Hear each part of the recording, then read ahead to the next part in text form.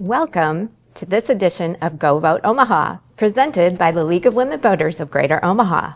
I'm Cynde Glismann, your moderator for today's forum. The League of Women Voters is a nonpartisan organization and does not endorse political candidates or parties. Our purpose is to empower voters and defend democracy. As a result of today's forum, we hope you will be ready to make an informed decision during election time. This is a nonpartisan event, and the views expressed are not necessarily aligned with those of the League, but are presented at the discretion of our guests. At today's forum, we will hear from 6 candidates for the Omaha City Council. To find out more about these candidates or the upcoming Omaha City elections, pick up the League's Nonpartisan Voters Guide at your local library or election commission, or visit vote411.org, your one-stop hub for election information. The format for today is as follows. Each candidate will give a 45-second opening statement, followed by questions prepared by the League of Women Voters of Greater Omaha. They will also have 30 seconds to answer each question. Following the question portion of the forum, candidates will have a 45-second closing statement. Before the forum, candidates drew numbers to determine the initial speaking order, and we will alternate speaking order throughout. I will introduce them now in that order. To my left, we first have Michael Pilypaitis from District 3, Tim Carter from District 2, Aimee Melton, District 7, Pete Festersen, District 1, Danny Begley, District 5, and Mark Brannen, District 1. Let's begin with opening statements. You each have 45 seconds. We'll work our way down the table, starting with Michael Pilypaitis. Hi there, I'm Michael Pilypaitis. I'm running for Omaha City Council District 3. I've never ran for office before, but why I'm getting into it is I want to make the office very accessible and make the city accessible as well. I'd love to expand public transportation to allow everyone to be able to get where they need to go, whether they're working across town. It's going to open up opportunities for businesses to have their workers have a bigger workforce availability. And also, I'm a husband and a father of 2 beautiful daughters, and they inspire me every day. And so I'm running with them in mind as well, because it's very important for our future. And so that's, it's great to get to know you all, and thanks for the opportunity to be here. Thank you. Tim Carter. Hi, my name is Tim Carter. I am running for City Council in District 7 in Omaha. I am a passionate leader of community groups that spanned across Omaha, from District 66 to OPS to now Elkhorn. I am running for office because I was asked by my community to take on this role. I'm passionate about it, and I want to run for office to help people. At the end of the day, this office might be a stepping stone or something that I don't represent. What I represent is a voice of the people. I want to fight for the middle class, but I want to fight for a greater Omaha. And I believe that you would have a fighter in City Council and Tim Carter. I'd like to thank the Women League voters for their time today. Thank you. Aimee Melton. Yes, thank you to the League of Women Voters for hosting this today. I've been on the Omaha City Council since 2013, and I've really enjoyed my service to the city. I grew up in Omaha. I raised my family here. Well, we raised our 3 boys here, with my youngest as a senior. As a former prosecutor, public safety has always been my priority. As we've seen crime decrease in Omaha, I would like to continue to see that. I would like to continue to work for my district and for the entire city to make this a place where you want to live, raise a family, and continue to support this city the best that I can. Thank you. Pete Festersen. Thank you, Cynde. Pete Festersen, City Council President. I also want to thank the League of Women Voters for having us here today, and also my fellow candidates. It takes a lot of energy to run for office, as they know, and I appreciate everyone's interest in the future of our city. I'm proud of my city leadership on the city council. I've voted to reduce property tax rates 5 times. Always supported public safety. Working hard in our neighborhoods. I've renovated Benson, Dundee, and Florence, and we'll break ground here soon on North Saddle Creek. And I think it's going to take some experienced leadership to address our future issues going forward here. Some of them are complex, like affordable housing and climate action. Those are several of the things I hope to work on in my next term, and look forward to working with my colleagues on all those issues. Thank you. Thank you. Danny Begley. Thank you, League of Women Voters. It's great to be here today. Public service was instilled in me at a young age. My 3 brothers and I, son of a mailman and a teacher. My mother, as we grew up in Gifford Park, my mom was the first woman on the MUD board in 1988. I learned from her the value of public service. She started a push for the Heat Aid Fund that helped people that couldn't pay their bills. As a 35-year employee at OPPD, there was a Walk for the Heat to Streets event. Council President Festersen and I attended it. It raised $190,000, which is a record. That's the commitment to the community that I have, and look forward to investing in our neighborhoods, public safety, and being a wise steward of our tax dollars, and I look forward to today's discussion. Thank you. Thank you. Mark Brannen. Thank you, Cynde.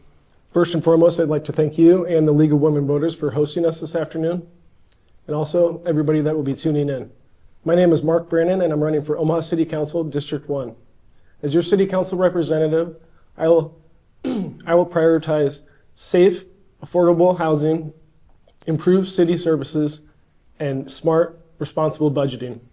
Regarding safety, it's a sad fact that in 2024 was a record-breaking year with regard to traffic fatalities in Omaha. We lost 59 of our neighbors on Omaha's streets. With regard to city services, it's not just our streets that have been impacted by deferred maintenance over the last few decades, but also we've historically underinvested in parks, community centers, and trails. Thank you. Thank you. Let's jump in there. Our first question. What are your thoughts on the transportation options currently offered in Omaha, and what is your transportation vision for the future? We will start with Tim Carter. I currently think that the availability of public transport is a big issue for our city. And some of the problems that I see that compel me to run for office are projects that are devoted to maybe building community transport in sections of like downtown, but I don't know how like a streetcar downtown is affecting or helping constituents in my district gain access to public transport. I want to work on projects that make sense for everybody across Omaha and provide them the opportunity to access public transport. Thank you. Aimee Melton. Thank you. Public transportation is something that we need. What the problem we have right now is there are jobs and there are people, but the people can't make it to where the jobs are. We need to focus on how we can target where those jobs are, such as out in Valley at Valmont, and how we can get people from North and South Omaha out there where you kind of have that gap of public transportation in between in District 7. We also need to make sure that the stops and where they are, we need to continue to work with Metro, who is in charge of our bus transportation system. Thank you. Thank you. Pete Festersen. I think public transit has been a long-time challenge for our community, and we need to do better for our residents. I am encouraged that the Metropolitan Regional Authority now is an elected body. I think they will be responsive to these issues. They have a new strategic plan. I attended a session with them just last week on microtransit that I think will be very helpful. A great example of that is in Florence, in my district. There are employers on McKinley Street that just can't make that last mile work with their employees. A service like this will dramatically help a case like that and others throughout the community. Thank you. Danny Begley. Thank you. There is a need to improve our transportation. The Orbit line is one of the many things. I know people say it's empty, but it's long strategic planning. The Orbit line connecting to the Metro lines and the newly elected board to the Metro Transit Board. I've had conversations with Tim Lonergan and Josh Corrigan, amongst others, that we do need to do better and continue our focus on helping people where the jobs are and getting transportation for people that need it. Thank you. Mark Brannen. Yeah, thank you. I too am excited to work with the Regional Metropolitan Transit Authority. to enact their master plan. I'd like to focus on what the city could control, which again would be expanding the trails, expanding access for bikers and pedestrians to make Omaha a safe place for all road users. And additionally, I'd like to, yeah, thank you very much. Thank you. Michael Pilypaitis. Michael Pilypaitis. Yes, that's right. Thank you. Yeah, so it's an extremely important issue for me. I think we need to expand public transportation all across the city, so that way, no matter where you live, you can work where you want. So, for example, right now, if you lived in North Omaha, it's very hard to have a job if, let's say, you wanted to work at Amazon. There's not a lot of routes that connect to there, and if it does, it might take an hour and a half. It's a privilege to have a car in Omaha, and there's not a lot of people, not everybody has a car, and so I want to fight for those people. It's also important for our seniors. I've talked to people where they move bus routes 3 blocks away. In the winter, it's slippery. It's not safe for people to be walking that far, so I want to fight for that and make sure that everyone has a chance. Thank you very much. We'll move on to a question about affordable housing, and we will start with Aimee Melton on this one. So Omaha has a shortage of affordable housing. If elected to the City Council, how would you address this? Well, first, it is true. We need about 30,000 units over the next 2 years in order to provide for, hopefully, our growing city, and we need to provide for the people that we want to move here. We have to have affordable housing, and we need to have affordable housing all over our city. Our City Council did pass an affordable housing plan. We need to look at that, but we also need to make sure that we're not passing regulations that will increase the cost of housing. We need to make sure we're looking at our codes, revamping our codes, and maybe even reducing some of those restrictions so that we can have affordable housing. Thank you. Pete Festersen. Yes, I think affordable housing is one of the most important issues we can be addressing right now. We're 30,000 units short just in the next 5 years. We did adopt an affordable action housing plan that I think has a lot of viable strategies. We've adopted accessory dwelling units, which I think will be helpful for seniors and families. But I'm very interested in getting into tax increment financing policy to make sure that applies to affordable housing, and also community housing bonds themselves. We have not done that as a city before, but that can help developers, for-profit and nonprofit, meet that financing gap they're having trouble with right now to make a real difference. Thank you. Danny Begley. Thank you. I did support the Housing Affordable Action Plan that the City Council did pass, and there is a great need for affordable housing. The city invested, we had $20 million in ARPA dollars, $20 million in development block grants, and $20 million in philanthropic matching, which was a good start. But it's not only a problem in District 3 in the city, it's a regional and nationwide problem that, as my colleagues mentioned, the things we've been doing on the council, I'm running out of time, but those are the things we will continue to invest in and strategize on making it better for affordable housing. Thank you. Mark Brannen. Thanks. Passing the Housing Affordability Action Plan is not enough. We need to actively pursue the policies that were recommended in that plan. More than that, more than making housing more affordable, we also need to make sure that it's safe for everybody. The rental registry has failed us as a city, and we need to revise that. We need more than 15 code inspectors for 92,000 units in the city to make sure that the most vulnerable in our city are protected. Thank you. Michael Pilypaitis.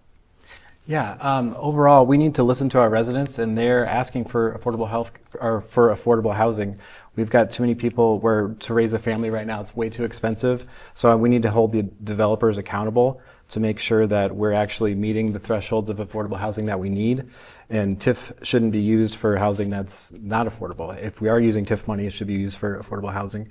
And instead of ripping up neighborhoods and having handouts for developers that don't have any accountability, we need to be having meetings and listening to the people that are actually voting for us. Thank you.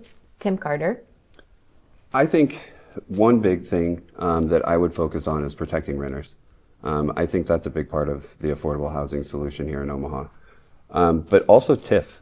I believe it was Councilman Festersen in 2023 that had said around 2,600 housing units had went up using TIF money, and about 400 of those went to actual affordable housing.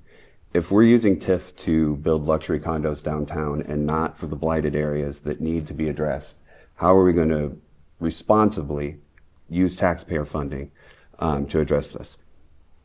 Thank you. Moving on to question 3 about safety in Omaha. And it will go to Pete Festersen, and you'll all have 30 seconds.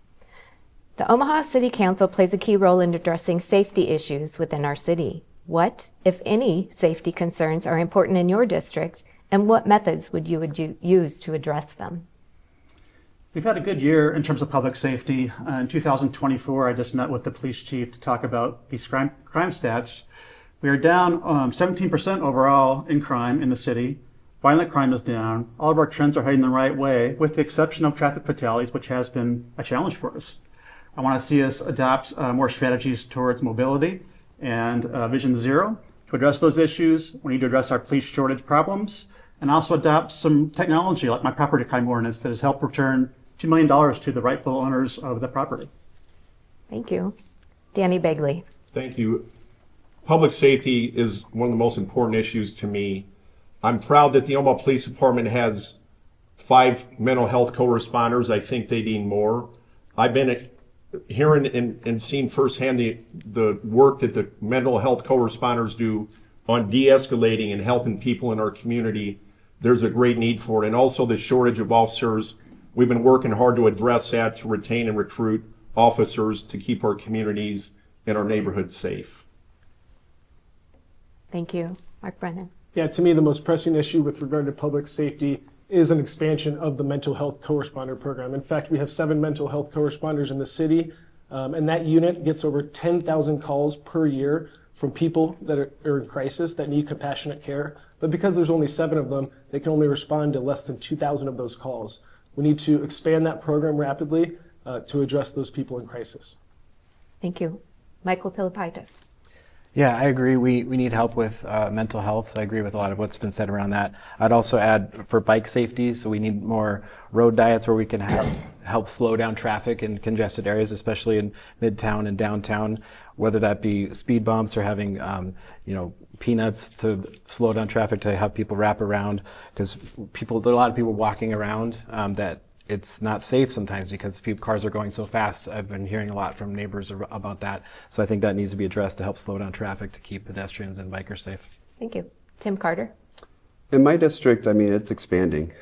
So there's new neighborhoods and roads going up seemingly every day. And so one thing would be just making sure that we're working with, public traffic studies to make sure that we have the proper protections in intersections and things like that. But I would also advocate that we need a stronger sense of mental health professionals on our police force. But we need to focus on things that aren't just reactionary to crime once it's been committed. Programs that can help prevent that and build trust with the community. Our police officers are our heroes in our community, and building that trust with neighborhood alliances would be important for me. Thank you. Aimee Melton. Yes, public safety is one of my priorities. Since I've been on council, we prioritized opening a 5th precinct out in West Omaha. We're looking to also have a downtown precinct to alleviate some of the stress on our officers, both in the north and south of our city. But also public safety is also fire.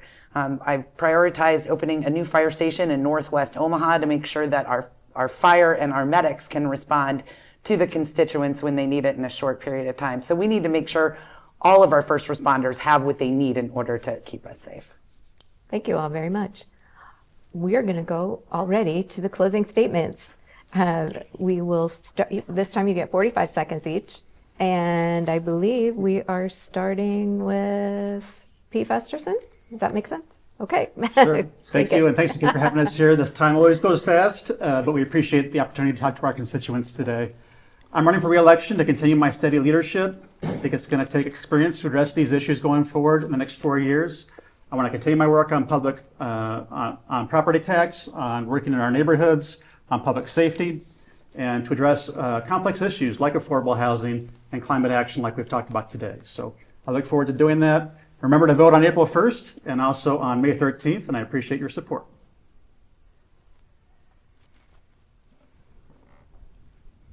Danny Begley. Thanks. Thank you for having me here today. Problem solving is what I love most about my job. My dad told me when we were little, when I got my report card, it's not bad, Danny, but there's room for improvement. That's what I take passionately every day to this job as city council member. Whether it's working with Lewis Smith and Little Bohemia, with Blackstone, Jim Farho, Peter Gudzansky in Loveland, anybody that Jen Bauer and Exarban Elmwood. Problem solving. What are their issues? What can I do to help? That's what I love the most about being on the city council. and I'll look forward to focusing on being a wise steward of the tax dollars, public safety, keeping our parks fresh. We've had Lynch Park, People Park, Clarkson Park, my district, reinvestment in those. And I look forward to continued investment in our parks and our infrastructure. Thank you. Thank you. Mark Brannen. Yeah, once again, thanks for the opportunity to come and talk about the issues that impact Omaha. I was excited to share some ideas, and I'm looking forward to continue to talk to my future constituents as I walk around our district. I think, as is obvious from what we talked about today, Omaha faces many challenges, and I think we need a fresh perspective and new energy to tackle those challenges. And I'd appreciate your vote coming April 1st, and you can also visit markbrannen.com to learn more. Thanks so much. Thank you. Michael Pilypaitis. Yeah, I want. Thanks everyone again for having us here. This has been a great opportunity. I want to be a leader who listens and be accessible. So I've put my phone number on my website, mikep4district3.com. So if you ever have any questions, I want to continue that even if I do have the opportunity to be elected, and be able to listen no matter what's going on. Be accessible and make the city more accessible, as I talked about earlier. I want to be a champion for families. Right now, things are getting so expensive. There's so many opportunities to help families get through this. There's too many people falling through the cracks. So these are some of the things that are important to me, and I want to fight for that. And I want to have town hall meetings periodically to hear the concerns of the people that live around us, all of our neighbors. So thank you very much. Thank you. Tim Carter. I want to begin by just advocating that I am a fighter, and that's why I'm running for office. I was asked to do this because I was recognized by those in my community who trusted me with this job and thought I'd be a good candidate. And I want to remind folks viewing this that, like, my campaign started with my lawn being lit on fire, and I don't back down. It just invigorates me more to fight for you and to provide you the kind of leadership that you can call as a friend and know that I'm going to lose sleep until your pothole gets fixed. Know that I'm going to go down to City Hall every day to fight for you, whether you voted for me or whether you didn't.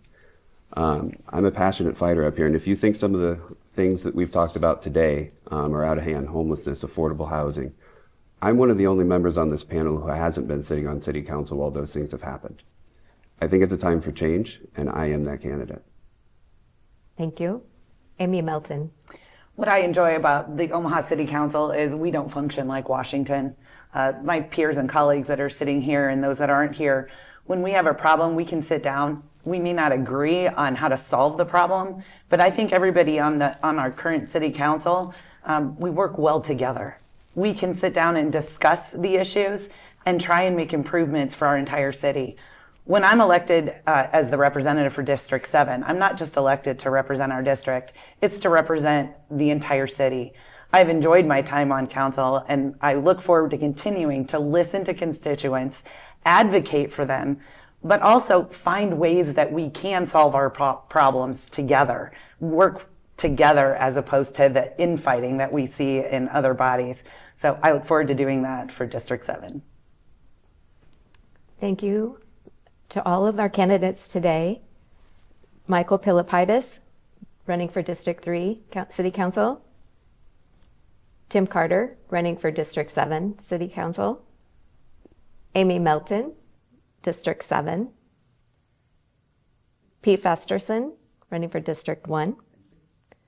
Danny Begley, District 3. And Mark Brannen, District 1. Special thanks to all of you for participating in today's forum. If you would like to learn more about the candidates and issues, please visit vote411.org for your personalized resource tool, or pick up the League's Nonpartisan Voters Guide at the Election Commission or a library near you. For the League of Women Voters, I'm Cynde Glismann. As always, be informed and be a voter.